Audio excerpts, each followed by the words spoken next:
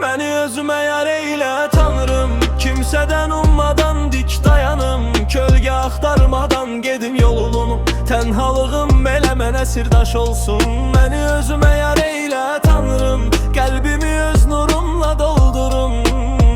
Nə bir ələ möhtac olum, nə də bir sözlə sarsılım. İçimdeki boşluğu insanlarda axtarmayım. Sınıq yanlarımı başqasına söykəməyim öz yarama. Özüm əlhəm olum, öz sinəmdə tapım dinçliyimi. Məni özümə dost eylə Tanrım, güzgüdə gördüyümlə barışdır məni. Sevgini dilənmədən sevə bilim, gedənlərə yox öz qəlbimə güvənim. Nə bir çin axtarım ağlamaq üçün, nə bir əl gözləyim tutunmaq üçün. Özüm özümə yetər olum, öz içimdə tamamlanım.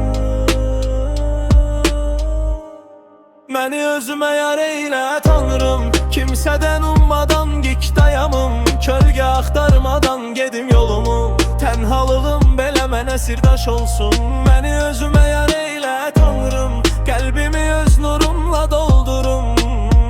Nə bir ələ möhtac olum, nə də bir sözlə sarsılım. Məni özümə yar eylə Tanrım, kimsəyə möhtac olmadan, amma sevgisizdə qalmadan. Şərəfli, güclü və azad yaşayım.